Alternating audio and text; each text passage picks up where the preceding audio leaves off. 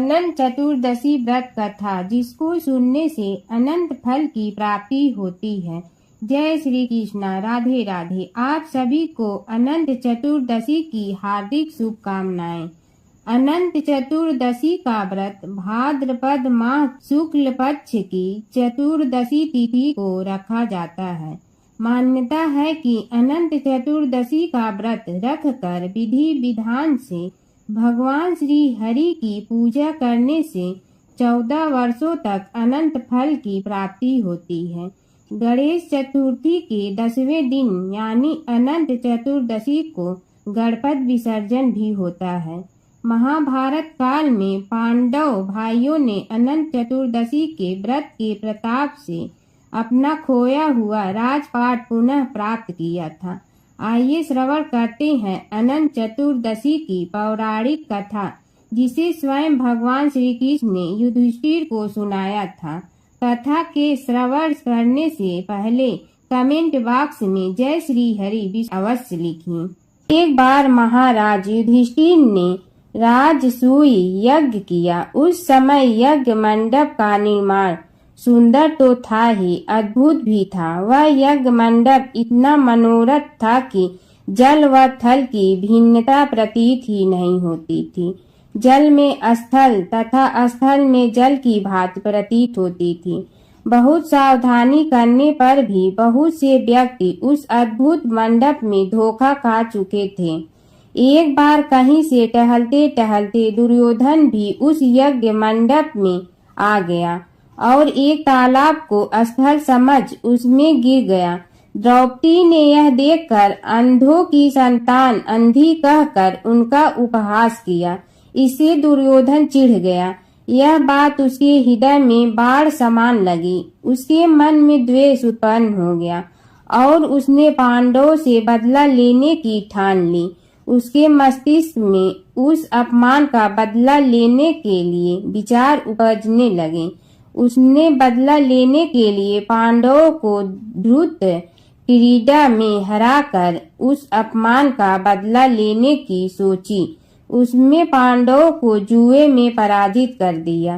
पराजित होने पर प्रतिज्ञा अनुसार पांडवों को 12 वर्ष के लिए वनवास भोगना पड़ा। वन में रहते हुए पांडव अनेक कष्ट सहते रहे। एक दिन भगवान कृष्ण जब मिलने आए तब युधिष्ठिर ने उनसे अपना दुख कहा और दुख दूर करने का उपाय पूछा। तब श्री कृष्ण ने कहा, हे युधिष्ठिर, तुम विधि पूर्वक अनंत भगवान का व्रत करो। इससे तुम्हारा सारा संकट दूर हो जाएगा और तुम्हारा खोया राज्य पुनः प्राप्त हो जाएगा। अनंत चतुर्दशी व्रत कथा। शास्त्रों के अनुसार प्राचीन काल में सुमंत नाम का एक नेक तपस्वी ब्राह्मण हुआ करता था। उसकी पत्नी का नाम दीक्षा था। उसकी एक परम सुंदरी धर्मपरायण कन्या थी, जिसका नाम सुशीला था। सुशीला जब बड़ी हुई तो उसकी माता दीक्षा की मृत्यु हो गई। पत्नी के मरने के बाद सुमंत ने कर्कशा नामक स्त्री से दूसरा विवाह कर लिया। सुशीला का विवाह ब्राह्मण सुमंत ने कौंडिन्य ऋषि के साथ कर दिया। विदाई में कुछ देने की बात पर कर्कशा ने दामाद को कुछ ईंटें और पत्थरों के टुकड़े बांट कर दे दिए।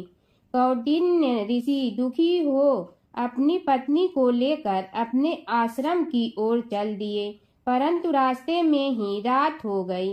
वे नदी तट पर संध्या करने लगे। सुशीला ने देखा वहां पर बहुत सी स्त्रियां सुंदर वस्त्र धारण कर किसी देवता की पूजा कर बैठी हैं। सुशीला के पूछने पर उन्होंने विधि पूर्वक अनंत व्रत की महत्ता बताई। सुशीला ने वहीं उस व्रत का अनुष्ठान किया और 14 गांठों वाला डोरा हाथ में बांधकर ऋषि कौंडिन्य के पास आ गई। कौंडिन्य ने सुशीला से डोरे के बारे में पूछा तो उसने सारी बात बता दी। उन्होंने डोरे को तोड़कर अग्नि में डाल दिया। इससे भगवान अनंत जी का अपमान हुआ। परिणामतः ऋषि कौंडिन्य दुखी रहने लगे। उनकी सारी संपत्ति नष्ट हो गई। इस दरिद्रता का उन्होंने अपनी पत्नी से कारण पूछा तो सुशीला ने अनंत भगवान का डोरा जलाने की बात कही। पश्चाताप करते हुए ऋषि कौंडिन्य अनंत डोरे की प्राप्ति के लिए वन में चले गए। वन में कई दिनों तक भटकते भटकते निराश होकर एक दिन भूमि पर गिर पड़े। तब अनंत भगवान प्रकट होकर बोले, हे कौंडिन्य, तुमने मेरी तिरस्कार किया था, उसी से तुम्हें इतना कष्ट भोगना पड़ा। तुम दुखी हुए, अब तुमने पश्चाताप किया है, मैं तुमसे प्रसन्न हूँ।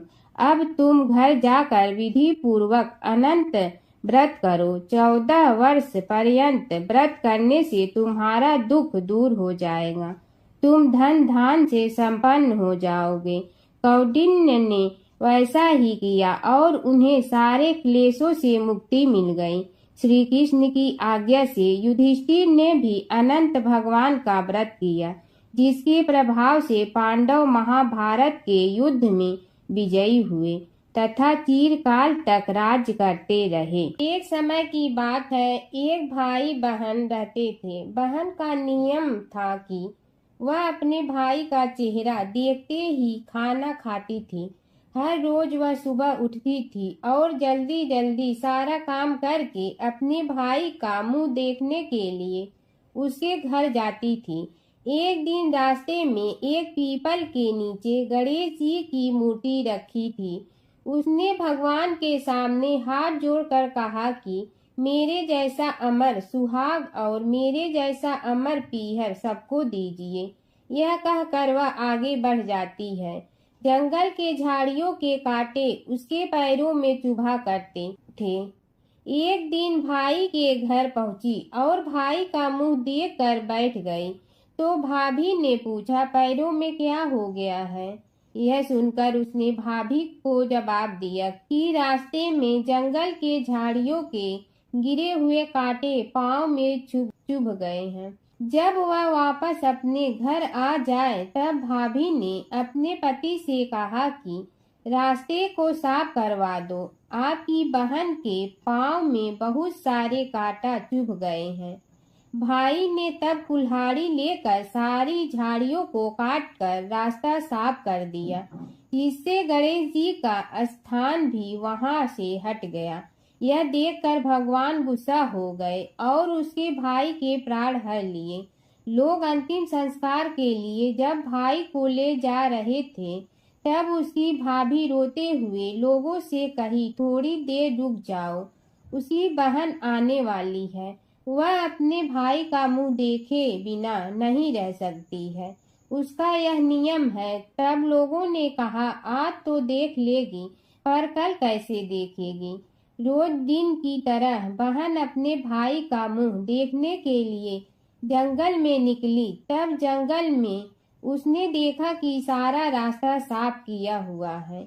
जब वह आगे बढ़ी तो उसने देखा कि सिद्धि विनायक को भी वहां से हटा दिया गया है। तब उसने जाने से पहले गणेश जी को एक अच्छे स्थान पर रखकर उन्हें स्थान दिया और हाथ जोड़कर बोली, भगवान, मेरे जैसा अमर सुहाग और मेरे जैसा अमर पीहर सबको देना। और फिर बोलकर आगे निकल गई। भगवान सोचने लगे, अगर इसकी नहीं सुनी तो हमें कौन मानेगा, हमें कौन पूजेगा? तब सिद्धि विनायक ने उसे आवाज दी, बेटी, इस खेजड़ी की 7 पत्तियां लेकर जा और उसे कच्चे दूध में धोकर भाई के ऊपर छींटा मार देना, वह उठकर बैठ जाएगा। यह सुनकर जब पीछे मुड़ी तो वहां कोई नहीं था। फिर वह यह सोचने लगी कि ठीक है, जैसा सुना वैसा कर लेती हूँ। फिर वह 7 खेजड़ी की पत्तियां लेकर अपने भाई के घर पहुंची। उसने देखा वहां कई लोग बैठे हुए हैं। भाभी बैठी रो रही है और भाई की लाश रखी है। तब उसने पत्तियों को बताए हुए नियम के तहत भाई के ऊपर इस्तेमाल किया। तब भाई उठकर बैठ गया। भाई बोला बहन से, मुझे बहुत ही गहरी नींद आ गई थी। तब बहन बोली, यह नींद किसी दुश्मन को भी न आए और उसने सारी बात अपने भाई को बता दी। गणेश विसर्जन कथा। धार्मिक ग्रंथों के अनुसार श्री वेद व्यास ने गणेश चतुर्थी से महाभारत कथा श्री गणेश को लगातार 10 दिन तक सुनाई थी, जिसे श्री गणेश जी ने अक्षरशः लिखा था। 10 दिन बाद जब वेद व्यास जी ने आंखें खोली तो पाया कि 10 दिन की अथक मेहनत के बाद गणेश जी का तापमान बहुत अधिक हो गया है। तुरंत वेद व्यास जी ने गणेश जी को निकट के सरोवर में ले जाकर ठंडा किया था। इसलिए गणेश स्थापना कर चतुर्दशी को उनको शीतल किया जाता है।